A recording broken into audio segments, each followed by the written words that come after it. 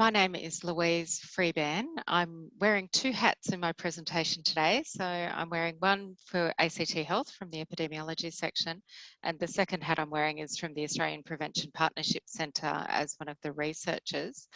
I would also like to acknowledge the traditional owners of the land from which I'm speaking today, which for me is the Ngunnawal people, and just like to acknowledge their elders past, present and emerging, and the valuable contribution that they make to our community. So I'm going to be talking about maternal overweight and obesity and pregnancy outcomes. And I think it's probably no surprise to anybody on this call or in this forum that the incidence of overweight and obesity in women giving birth in the ACT and elsewhere is increasing. We haven't been collecting maternal weight for a long time. We've been collecting it since the late 2000s, but it has increased from 40% in 2012 to 47% in 2018 in terms of the percentage of women who are overweight and obese who give birth. And this is having a significant impact on our maternal care. So Tiff, can I just get you to forward one click? We analysed, in our work, we analysed an ACT population cohort, which included over 24,000 women who gave birth to a singleton baby between 2009 and 2015 to look at the contribution of maternal and overweight and obesity to adverse pregnancy outcomes. And we used a method that Emma also presented some statistics from earlier from AIHW. So we used a population attributable fraction, and what a PAF, a population attributable fraction, indicates is the proportion of adverse perinatal outcomes that could be prevented if all overweight or obese pregnant women had a normal weight. So in this table, what we see is the PAFs that we calculated for our cohort. We looked at a range of outcomes which included extreme preterm births, large for gestational age, diabetes, etc. And how to interpret this is that we would say that 16% of extreme preterm births could have been averted if all women who gave birth were of a normal weight, rather than all of the overweight and obese pregnant women who gave birth were actually of a normal weight. And so if you look down through that column, you can see that the contribution of overweight and obesity to adverse outcomes for pregnant women range from a low of 6% for NICU admissions to a high of sort of 38% for some of the diabetes.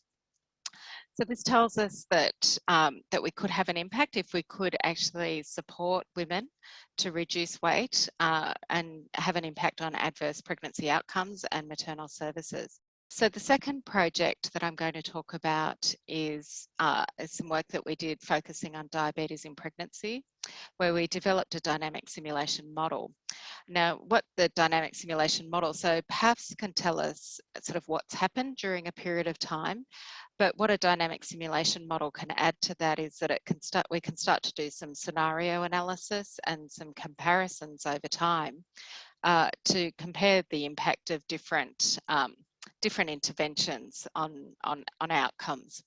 So we focused on diabetes in pregnancy because, as you can see from that small graph that's up on your screen at the moment, our incidence has been increasing quite quickly. So our incidence has increased from around 6% of women who gave birth in 2006 having diabetes in pregnancy to around 16% in 2016. And what's not on that graph is that it's continued to rise. So the latest available data has that now hitting around 20%. Now, some of that increase is actually due to changes in diagnostic screening, and some of the increase is actually due to changes in pathology practices, but it is also being driven by underlying risk factors in the population that's contributing to diabetes in pregnancy risk.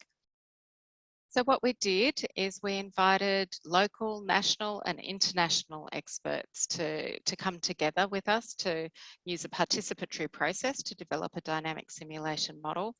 And what you can see there on the screen now are some photos from the workshops where we brought people together pre-COVID to collaboratively map the causal factors and the system that the diabetes in pregnancy system, including everything from risk factors through to clinical services.